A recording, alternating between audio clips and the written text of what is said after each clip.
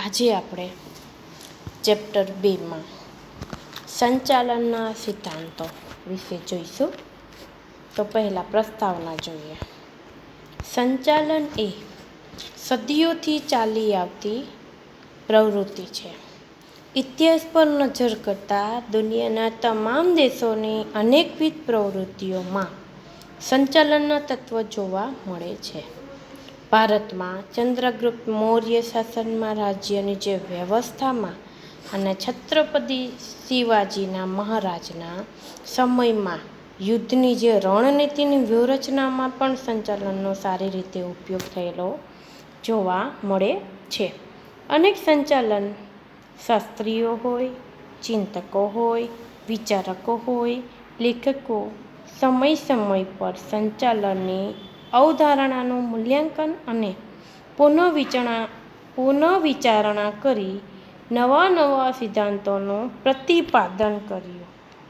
આમ સંચાલનના ખ્યાલનો ઇતિહાસ ખૂબ જ પ્રાચીન છે અને સમયાંતરે બદલતો પણ રહે છે. શું કહે છે અહીં કે જે સંચાલન છે એ સદીઓથી ચાલી આવતી પ્રવૃત્તિઓ છે. ચંદ્રગુપ્ત મૌર્યના સમય કે છત્રપતિ શિવાજીના સમયમાં જે યુદ્ધની રણનીતિ તૈયાર કરવાની હોય કે ગમે તે શાસ્ત્રીઓ હોય, ચિંતકો હોય, વિચારકો હોય, લેખક હોય, દરેકના જુદા જુદા સમયે જે વિચારણા કે સિદ્ધાંતો નવા પ્રતિપાદન કર્યું હોય, આ બધા જમાં જે મૂલ્યાંકન કરવામાં આવે છે તેને સંચાલનનું જરૂર પડે જ છે. આમ સંચાલનનો ખ્યાલ ઇતિહાસમાં ખૂબ જ પ્રાચીન હતો. તેથી જ કહેવાય છે કે જે સંચાલનનો ખ્યાલ છે એ ઇતિહાસમાં પણ ખૂબ જ પ્રાચીન છે અને સમયાંતરે બદલતો પણ રહે છે. એટલે પરિસ્થિતિ પ્રમાણે તેમાં ચેન્જીસ પણ આવે છે. છેલ્લા કેટલાક વર્ષોમાં સંચાલનના વિચારધારાઓ જુદા જુદા અભિગમો સ્વરૂપે રજૂ થતી હોય છે. વિચારધારા એટલે બધાના વિચારણા જુદી જુદા નિષ્ણાતોની જુદી જુદી વિચારસરણીઓ હોય છે. તેથી બધા જ વિજ્ઞાનો, બધા જ નિષ્ણાતોના જુદા જુદા વિચારોને કારણે તેના અભિગમો પણ જુદા જુદા હોય છે. એટલે અહીં જુદા જુદા અભિગમો સ્વરૂપે પણ રજૂ થતી હોય છે. અહીં ફ્રેડરિક ટેલરથી લઈ હેનરી ફ્લોર, Gilbreth, Max Weber, Chester Barnard, Peter F Drucker અને સી.કે. પ્રહલાદ જેવા સંચાલન શાસ્ત્રીઓએ વિવિધ સિદ્ધાંતોનું પ્રતિપાદન એટલે સિદ્ધાંતોની સ્થાપના દ્વારા સંચાલનના સિદ્ધાંતોનું યુગાનુકૂળ કરવાનું મહત્વનો ફાળો આપે છે. જે યુગાનુકૂળ છે તેમાં મહત્વનો શું છે કે ફાળો આપે. કોનો ફાળો? તો સંચાલનના સિદ્ધાંતોનો. હેરોલ્ડ કુંતજીએ તો સંચાલનના વિચારોને જંગલ તરીકે પણ ઓળખાવી છે. તો ક્વેશ્ચન પૂછાઈ શકે કે ખાલી જગ્યાએ સંચાલન વિચારધારણાઓને જંગલ તરીકે ઓળખાવી શકે છે કે ઓળખાવી છે? તો હેરોલ્ડ કુંતજે. હવે બીજો ક્વેશ્ચન એમ પણ પૂછાય કે હેરોલ્ડ કુંતજે સંચાલનના વિચારધારાઓને ખાલી જગ્યા તરીકે ઓળખાવી છે. તો જંગલ એટલે સંચાલન એ ખૂબ જ પ્રાચીન છે. પ્રાચીન સમયથી તે ચાલી આવતું છે. ઇતિહાસમાં પણ ખૂબ જ પ્રાચીન છે અને બધા જ નિષ્ણાતોના જુદા જુદા અભિપ્રાયો, જુદા જુદા અભિગમો મુજબ ચાલતી પ્રવૃત્તિ છે અને સમયની પરિસ્થિતિ પ્રમાણે તેમાં બદલાવ પણ આવી શકે છે. હવે તેના સંચાલનનો સિદ્ધાંતના અંદર અર્થ જોઈએ. તો સંચાલનનો સિદ્ધાંત એ સંચાલકો માટે માર્ગદર્શનની ભૂમિકા ભજવે છે. શું કહે છે કે સંચાલનનો જે સિદ્ધાંત છે એ સંચાલકો માટે એટલે જે સંચાલન કરતું હોય તેના માટે એક સલાહ સૂચન માર્ગદર્શનની ભૂમિકા ભજવે છે. હકીકતમાં સંચાલનના સિદ્ધાંતો એ નિયમો નથી. શું કહે છે અહીં કે વાસ્તવિકમાં હકીકતમાં જે સંચાલનના સિદ્ધાંતો છે તે નિયમો નથી કે માત્ર ધારણાઓ, રૂઢિઓ અને અનુભવોનો નિચોડ છે. અહીં ખાસ યાદ રાખજો કે જે સંચાલનના સિદ્ધાંતો એ નિયમ નથી, માત્ર શું છે? ધારણાઓ છે. એટલે બધા જ વિચારકોની અલગ અલગ ધારણા છે, અલગ અલગ વિચારસરણી હોય છે, રૂઢિઓ પણ અલગ અલગ હોય છે, તેનો અનુભવ તો બધાને અનુભવ અલગ અલગ જોવા મળે છે. તો એ બધા જ નિષ્ણાંતાઓ પોતાની ધારણા અનુસાર, પોતાની રૂઢિઓ અનુસાર, પોતાના અનુભવ અનુસાર એક નિચોડ બને છે. તો એ શું છે? સંચાલનનો સિદ્ધાંતો રૂપે તૈયાર બનાવવામાં આવે છે. આમ જુદા જુદા સંચાલન શાસ્ત્રીઓએ જુદી જુદી પરિસ્થિતિમાં મેળવેલ તારણો છે અને તે વ્યવહારુ સાબિત થયા છે. એટલે જે નિષ્ણાંત છે, જે શાસ્ત્રીઓ છે, એ સંચાલન જોયું, એની પરિસ્થિતિ અનુસાર તેને કારણો તૈયાર કર્યા છે. હવે જે તારણો સાબિત થયા કે જે કારણો આપણને મળ્યા છે એ જીવન જરૂરિયાતમાં, જીવનની અંદર વ્યવહારુ સાબિત થયા છે. કેવા? તો કે વ્યવહારુ, જેને આપણે જીવન જે જીવી છીએ તેનો અમલમાં લઈ શકીએ છીએ, તેના ઉપયોગ પણ કરી શકીએ છીએ. એટલે એ બધા જે વ્યવહારો છે, જે પણ પરિસ્થિતિની અંદર જે સિદ્ધાંતો સાબિત થયા હોય, જે તારણો કાઢ્યા છે, એ આપણે આપણા વ્યવહારુ જીવનમાં તેનો ઉપયોગ કરી છીએ. એટલે તે વ્યવહારુ સાબિત પણ થયા છે. તેના અમલીકરણથી સચોટ પરિણામો પણ પ્રાપ્ત થયા છે. પછી જે વ્યવહારુ સાબિત થયા છે તેનો અમલ, તેના ઉપયોગથી તે સચોટ, શ્યોર, 100% પરિણામ પ્રાપ્ત મળે છે. તેથી આ સિદ્ધાંતો ધંધાકીય એકમ માટે સંચાલન પ્રણાલીનો એક ભાગ બની જાય છે. તેથી શું છે? તો કે સિદ્ધાંતો જે છે એ સંચાલનકીય એકમ માટે સંચાલનની પ્રણાલીનો એક ભાગ બની ગયો છે. જે સંચાલનની એક પ્રણાલી છે, પ્રયુક્તિઓ છે, તેનો એક ભાગ બની ગયો છે.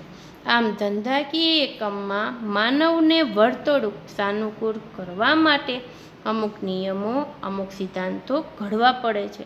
એટલે કે ધંધાકીય એકમમાં જે માનવને વર્તણૂક એટલે માનવ દ્વારા થતી વર્તુળ, માનવ દ્વારા થતી વર્તનને સાનુકૂળ કરવા માટે, અસરકારક કરવા માટે, સરળતા રીતે કરવા માટે અમુક જે નિયમો કે સિદ્ધાંતો ઘડવા પડે છે, જેથી ધ્યેય સિદ્ધિ સરળ બને છે. એટલે આપણી જે ધ્યેય સિદ્ધિ છે તે સરળતાથી મળી શકે છે. આ સિદ્ધાંતોને સંચાલનના સિદ્ધાંતો કહે છે. આવા જે સિદ્ધાંતો હોય છે ને એ શું છે? તો કે સંચાલનના સિદ્ધાંત. ત્યારબાદ જોઈએ એનો કોન્સેપ્ટ, ખ્યાલ. તો સંચાલન એ કળા અને વિજ્ઞાન સમન્વય છે. એટલે કે સંચાલન એક ખાલી વિજ્ઞાન પણ નથી કે સંચાલન એ માત્ર કળા પણ નથી. શું છે? તો કે બંનેનો સમન્વય છે, બંને સુભગ છે.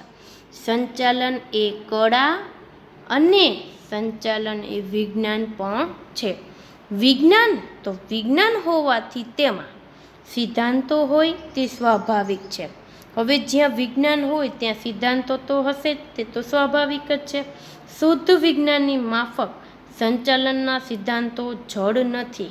વિજ્ઞાન કેવું હોય? તો કે શુદ્ધ. તો શુદ્ધ વિજ્ઞાનની જેમ સંચાલનના જે સિદ્ધાંતો છે એ જડ નથી, એ અડગ નથી, પરંતુ પરિવર્તનશીલ છે. જડ એટલે તટસ્થ રીતે તેનો ઉપયોગ કરવો, તટસ્થતાથી તેનો અમલ કરવો, એવું નહીં. સમય રહેતા પરિસ્થિતિને અનુકૂળ તે સિદ્ધાંતોમાં આપણે ચેન્જીસ લાવી શકીએ છીએ, એટલે કે પરિવર્તન લાવી શકીએ છીએ. પરંતુ પરિવર્તનશીલ છે. માત્ર કહેવાય છે કે સંચાલન એ જડ નથી, પરંતુ પરિવર્તનશીલ છે. સંચાલનના સિદ્ધાંતો એ માનવ વર્તણૂક સાથે સીધો સંબંધ ધરાવે છે. શું કહે? કે જે સિદ્ધાંતો છે એ માનવની વર્તણૂક સાથે સીધો સંબંધ ધરાવે છે. શા કારણે? તો સંચાલનના જે સિદ્ધાંતો છે તે સિદ્ધાંતોનો ઉપયોગ કોણ કરશે? તો કે માનવ, કર્મચારી, કોઈ નિષ્ણાત. તો માનવ જે પોતાનું કાર્ય કરે છે તો એ શું છે? માનવ વર્તણૂક, એટલે માનવ દ્વારા થતું કાર્ય, એટલે માનવ વર્તણૂક સાથે સીધો જ સંબંધ ધરાવે છે. સંચાલનના જે સિદ્ધાંતો છે તેનો ઉપયોગ કર્મચારી જ કરે છે, એટલે કર્મચારી સાથે માનવ સાથે સીધો સંબંધ ધરાવે છે એવું અહીં કહી શકાય. તેથી જ સમયાંતરે તેમાં જરૂરી ફેરફારો કરી નવા સિદ્ધાંતોનો ઉમેરવાને અવકાશ રહે છે. એટલે સમય રહેતા પરિસ્થિતિ જોઈને આપણે તેમાં જરૂરી જો ફેરફાર કરવો હોય તો ફેરફાર કરી નવા સિદ્ધાંતોને ઉમેરવા હોય તો તેનો અવકાશ પણ રહે છે. માનવ વર્તણૂક અને ટેકનોલોજી એવો પરિબળ છે કે જે સમયાંતરે બદલાતા જ રહે છે. માનવની વર્તણૂક અને ટેકનોલોજી, તો માનવની વર્તણૂક એટલે તો કે માનવને કાર્ય કરવાની શક્તિ, માનવને કાર્ય કરવાની કળા, જે પરિબળો અને સમય રહેતા તેનો બદલાવ આવે જ છે. તેવી જ રીતે આપણે ટેકનોલોજીમાં જોયો તો ટેકનોલોજીમાં પણ ચેન્જીસ જોવા મળે છે. એટલે માનવ અને ટેકનોલોજીના એવા પરિબળ છે કે સમયાંતરે સમય રહેતા, પરિસ્થિતિ રહેતા તેના બદલાવ, તેમાં ફેરફાર જોવા મળે જ છે. આ પરિવર્તનોને પહોંચી વળવા, જે પરિવર્તન થાય છે તેને પહોંચી વળવા સંચાલનના સિદ્ધાંતોમાં પણ ફેરફાર થતો જ રહે છે. એટલે જે પરિવર્તન થાય છે કેનાથી થાય છે? તો કે માનવ દ્વારા, ટેકનોલોજી દ્વારા. તો એ જે પરિવર્તન આવ્યા છે, એ જે ચેન્જીસ આવે છે તેને પહોંચી વળવા માટે સંચાલનનો જે સિદ્ધાંત છે તેમાં પણ આપણે ફેરફાર કરવો પડે છે, અથવા તો ફેરફાર થતો જ રહે છે. આમ સંચાલનના સિદ્ધાંતો એ નિર્ણય ઘડતર અને તેના અમલીકરણ માટેની વિસ્તૃત અને ચોક્કસ માર્ગદર્શિતા છે.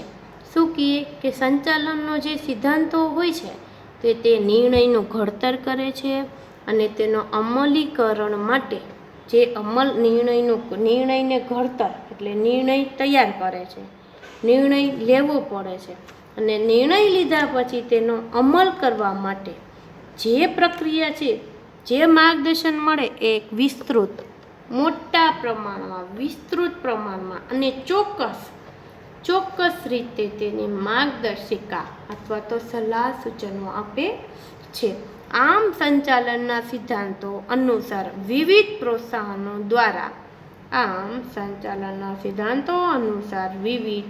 પ્રોત્સાહનો દ્વારા કર્મચારીની કાર્યક્ષમતામાં વધારો કરી શકાય છે. શું કહે છે? તો કે સિદ્ધાંતો છે એ વિવિધ પ્રોત્સાહનો, વિવિધ રીતે આપણે પ્રોત્સાહન આપવા, મોટિવેટ કરવા, જેથી કર્મચારીની જે કાર્ય કરવાની ક્ષમતા છે, એટલે કાર્યક્ષમતા એટલે શું? તો કે કર્મચારીઓને કાર્ય કરવાની શક્તિ, કાર્ય કરવાની ક્ષમતા એટલે કાર્યક્ષમતામાં આપણો વધારો કરી શકાય છે. શું કરી શકાય? વધારો. કેનાથી? પ્રોત્સાહનથી. જેથી કર્મચારીઓને અંદરથી ઇન્ટરેસ્ટ જાગે, અંદરથી પ્રોત્સાહિત થઈને વધુ સારું કાર્ય કરી શકે છે. દાખલા તરીકે કોઈ એક કર્મચારીની બઢતી અંગેના નિર્ણયો માટે તેની નોકરીના વર્ષોને આધારભૂત ગણવામાં આવે છે. હવે કોઈ કર્મચારી જો કામ કરે છે તો તેને બઢતી આપવી હોય, જે બઢતી એટલે કે પ્રોત્સાહન એક જગ્યાએથી એક હોદ્દામાંથી તેના ઉપરના હોદ્દે આપવો હોય, ઉપરનો હોદ્દોની જવાબદારી સોંપવી હોય, એટલે કે બઢતી અંગેનો નિર્ણય જેના આધારભૂત ગણવામાં આવે તો કે નોકરીના વર્ષોને આધારે ગણવામાં આવે છે. જ્યારે અન્ય એકમમાં શું હોય તો કે કર્મચારીની જે કાર્યદક્ષતા છે, જે કર્મચારીની કાર્ય કરવાની શક્તિ છે, તેને ધ્યાનમાં લઈને પણ બઢતી આપવામાં આવે છે. દાખલા તરીકે કોઈ કર્મચારી જૂના છે, જેને ઘણા વર્ષોથી એક જ જગ્યાએ કામ કર્યું હોય, તો આપણે કોઈ માલિક કે સરકાર તે કર્મચારીઓને બઢતી એટલે કે પ્રોત્સાહન પણ આપી શકે છે. અને બીજી રીતે તો એને શું કહેવાય તો કે એને નોકરીના વર્ષોને આધારભૂત ગણવા પડે કે આટલાક વર્ષ થયા જોબમાં કર્મચારીને, તો આને હવે બઢતી આપવી જરૂરી છે. અને બીજી અન્ય રીતે તો કે અન્ય જે કર્મચારી છે તેની કામ કરવાની શક્તિ, તેનામાં ટેલેન્ટ, એ કઈ રીતે પરફેક્ટ કામ જલ્દી સ્પીડથી કરે છે, તો એને પણ બઢતી આપવામાં આવે છે. પણ એનો આધારભૂત શું? કાર્યદક્ષતા. જ્યારે પહેલા કર્મચારીઓને બઢતી આપી તો તેનું કાર્ય શું તો કે નોકરીનો વર્ષનો આધારભૂત ગણવામાં, જ્યારે બીજામાં તેના કર્મચારીની જે કાર્યદક્ષતા છે તેના આધારે પણ બઢતી આપી શકાય છે. આમ સંચાલનના સિદ્ધાંતો તથા સંચાલનની પ્રયુક્તિઓ વચ્ચે ભેદ સમજવો અત્યંત જરૂરી છે. એક તો સિદ્ધાંત અને બીજું પ્રયુક્તિઓ. તો પ્રયુક્તિ એટલે શું અને સિદ્ધાંતો એટલે શું તે જોઈએ. તો પ્રયુક્તિઓ એ પ્રયુક્તિ કે રીત. પ્રયુક્તિને શું કહેવાય તો એક જાતની રીત. આપણે જે પણ કાર્ય કરવું છે એ કઈ રીતથી કરવું છે તો એ આપણા માટે શું છે? પ્રયુક્તિઓ. જે ધ્યેય સિદ્ધિ લેવા માટે આવેલા વિવિધ પગલાઓનો સમૂહ છે. એટલે કે આપણો એક ધ્યેય છે, એ ધ્યેયને આપણે આયોજન કર્યું, કઈ રીતે કાર્ય કરવું, કઈ રીતથી કાર્ય કરવું, એ બધા જ સમૂહોના કે બધા જ કાર્યોના જે પગલાં છે લેવામાં આવે છે તે પ્રયુક્તિ છે. જ્યારે સિદ્ધાંતો એ પ્રયુક્તિને અમલ વખતે લેવામાં આવેલ નિર્ણયો અંગેની માર્ગદર્શિકા છે. સિદ્ધાંતો શું છે તો જે આપણે રીતમાં અમલમાં લેવી છે, જે રીતે આપણે કાર્ય કરવું છે, તો તેમાં જે નિર્ણય લેવાય છે એ શું છે? આપણો સિદ્ધાંત છે. તે સિદ્ધાંત તે કાર્ય કરવા માટે તે રીતને એક શું છે? સલાહ અને સૂચનો આપે છે અથવા તો માર્ગદર્શિકા આપે છે. ખબર પડી કે પ્રયુક્તિ એટલે શું અને સિદ્ધાંતો એટલે શું? પ્રયુક્તિ એટલે રીત, જે કાર્ય કરવાની રીત છે, તે રીતો કઈ રીતે કાર્ય કરવું, કયા રીતથી કાર્ય કરવું, એ આપણી પ્રયુક્તિ છે.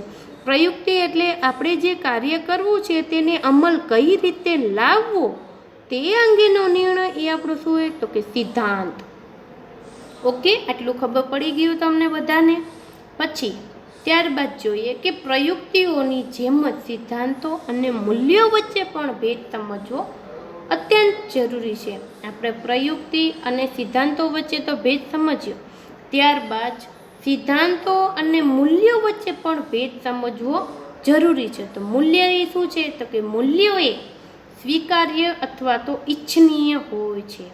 મૂલ્યો એ જડ નથી હોતા. હંમેશા યાદ રાખજો કે મૂલ્ય કોઈ હિસાબે, કોઈ દિવસે જડ હોતા નથી. મૂલ્યો એ સ્વીકારવામાં આવે છે, સ્વીકારવા જ પડે છે, અથવા તો ઈચ્છનીય, ઈચ્છા હોય તો જ એનો મૂલ્યોનો અમલ કરી શકાય છે. સ્વીકાર્ય પણ છે અથવા ઈચ્છનીય પણ છે. જરૂરી નથી કે સિદ્ધાંતોની જેમ અહીં તટસ્થ રીતે તેનો ઉપયોગ કરવો જ નહીં. મૂલ્યો એ શું છે? સિદ્ધાંતો છે, ઈચ્છનીય છે. બધા જ કર્મચારી, બધા જ સંચાલકો પરિસ્થિતિ મુજબ અથવા તો પોતાના સામાજિક રીતે મૂલ્યો પણ જુદા જુદા જોવા મળે છે. બધા જ ના મૂલ્યો જુદા જુદા હોય છે. સમાજ જોવો, કોઈ વર્ગ જોવો, એટલે બધા જ કર્મચારીઓના મૂલ્યો પણ અલગ અલગ રીતે જોવા મળે છે. માટે જ કહી શકાય કે મૂલ્યો એ સ્વીકાર્ય અથવા ઈચ્છનીય હોય છે. તે નૈતિકતા સાથે સંબંધ ધરાવે છે. નૈતિકતા કોની સાથે મૂલ્યો સંબંધ ધરાવે છે? એટલે નૈતિકતા. એટલે જો આપણે કોઈ વ્યક્તિ છે તો આપણે શેમાં ધારી છીએ, શેને માની છીએ, કઈ રીતે માની છીએ, તો આપણે એક નૈતિકતા એટલે બધા જ કર્મચારીઓને અલગ અલગ પોતાની નૈતિકતા ન્યાય આપવાનો હોય છે, તો નૈતિકતા સાથે પણ સંબંધ ધરાવે છે. જ્યારે સિદ્ધાંતો એ શું છે તો કે માનવ વર્તણૂક માટેનું સર્વસામાન્ય સત્ય તથા માર્ગદર્શિકા છે. જ્યારે સિદ્ધાંત શું છે તો કે કર્મચારી દ્વારા થતું કોઈ કાર્ય, માનવ દ્વારા થતું કોઈ કાર્યને માનવ વર્તણૂક કહેવાય. એટલે સર્વ સામાન્ય બધાને માટે સત્ય પણ છે સિદ્ધાંતો, અને સલાહ અને સૂચના માટેની માર્ગદર્શિકા પણ છે. ત્યારબાદ જોઈએ તો આપણે અહીં સ્વરૂપ જોઈએ. સંચાલનના સિદ્ધાંતોનું સ્વરૂપ કેવું હોવું જોઈએ? જે આપણે સંચાલનના સિદ્ધાંતો છે તેમાં તો તે સિદ્ધાંતનું સ્વરૂપ કેવું હોવું જોઈએ, તેનું નેચર કેવું હોવું જોઈએ તે જોઈએ. તો સંચાલનના સિદ્ધાંતો વ્યવહારુ તારણ છે. કેવા છે?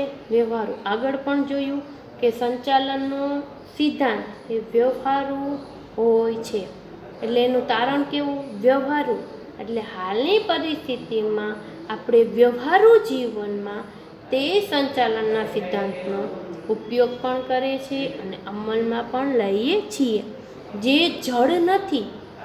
જડ નથી એટલે કે કોઈ સિદ્ધાંતને આપણે અડગી જ રહેવું કે તેનો ઉપયોગ જ કરવો કે તેનો તટસ્થતાથી તેનો અમલમાં લઈ શકાય એવું જરૂરી નથી. તેમાં પરિવર્તન લાવવું હોય તો પરિસ્થિતિને અનુરૂપ, સમયને અનુરૂપ તેમાં પરિવર્તનશીલતા પણ લાવી શકાય છે. આ સિદ્ધાંતો કાર્ય કરવા માટેની એક શું છે તો કે માર્ગદર્શિકા અથવા તો સલાહ અને સૂચના છે. જે કાર્ય અને કારણનો સંબંધ ધરાવે છે. તો સંચાલનના જુદા જુદા કાર્યો જેવા કે આયોજન હોય, વ્યવસ્થા તંત્ર હોય, દોરવણી છે, અંકુશની અમલવારી છે વગેરે સંચાલનના સિદ્ધાંતનો સંચાલકને નિર્ણય ઘડતર માટે માર્ગદર્શનની ભૂમિકા પૂરી પાડે છે. શું કહે છે? તો સંચાલનના જુદા જુદા કાર્યો આપણે આગળ જોઈ ગયા હતા. તો બધા જ કાર્યોમાં એ સંચાલનના જે સંચાલકને નિર્ણય લેવો પડે છે, નિર્ણય લેવા માટે જે ઘડતરરૂપ આયોજન કરવું પડે છે, તેનું વ્યવસ્થા તંત્ર કરવું પડે છે, તેને દોરવણી આપવી પડે છે, એનો અંકુશનો અમલ પણ કરવો પડે છે. આ બધા જે માર્ગદર્શન, સલાહ સૂચન છે એ મહત્ત્વની ભૂમિકા પૂરી પાડે છે. નિષ્ણાંતો કહેવું છે કે અહીં નિષ્ણાંતો કહે છે કે આ સિદ્ધાંતો એ મોટે ભાગે સત્ય જ હોય છે. એટલે જે નિષ્ણાંતો હોય છે, જે વૈજ્ઞાનિકો હોય છે, તો અમુક સિદ્ધાંતો છે તે મોટે ભાગે એટલે મોસ્ટલી તે સત્ય જ છે, પરંતુ સંપૂર્ણપણે સત્ય હોતા નથી. વૈજ્ઞાનિકો એમ કહે છે કે મોટે ભાગે સત્ય હોય છે, પરંતુ સંપૂર્ણપણે એટલે કે પૂરેપૂરું તે સત્ય હોતું નથી. તેમાં પણ અપવાદનો નિયમ પણ રહે છે, એટલે તેમાં અપવાદરૂપ પણ હોય છે. અમુક નિયમો એવા હોય છે કે આ જે કન્ડિશન છે, આપણી જે પરિસ્થિતિ છે તેમાં સુટેબલ હોતું નથી, ત્યારે સંપૂર્ણપણે સત્ય પણ નથી હોતું અને એ સમયે એ કન્ડિશને અપવાદનો નિયમ પણ રહે છે. આમ સંચાલનના સિદ્ધાંતોની ઉપયુક્ત ચર્ચા ઉપરથી તેના સ્વરૂપ અંગે નીચેના મુદ્દાઓ તારવી શકાય છે. તો તેમાં યાદ રાખજો કે સિદ્ધાંતો છે જે જડ નથી, પરિવર્તનશીલ છે. સંચાલનના સિદ્ધાંતો છે એ વ્યવહારુ છે અને તારણ પણ કરી શકાય છે. ત્યારબાદ સંચાલનના જે જુદા જુદા કાર્યો છે તે કાર્યને અમલમાં લાવવા માટે, તેના નિર્ણય લેવા માટે તે અંગેની માર્ગદર્શન, સલાહ સૂચના પણ પૂરી પાડવાની ભૂમિકા ભજવે છે. અને ખાસ યાદ રાખજો કે આ સિદ્ધાંતો છે એ મોટે ભાગે સત્ય છે, પરંતુ સંપૂર્ણપણે સત્ય નથી અને તેનો અપવાદનો નિયમ પણ રહેલો હોય છે. ત્યારબાદ જોઈએ આપણે અહીં આજે આપણે આટલું જ કરશું. કાલે આપણે સ્વરૂપનો પહેલો પોઈન્ટ જોશું, સાર્વત્રિક સ્વીકૃતિ. આ વિડીયો તમે જોજો, બરાબર સમજજો અને વિચારજો. કંઈ પણ ક્વેશ્ચન હોય, કોઈ ડાઉટ હોય તો મને પૂછી શકો છો અને હું તમારો ડાઉટ ક્લિયર કરીશ. અહીં આજે આટલું જ. ઓકે.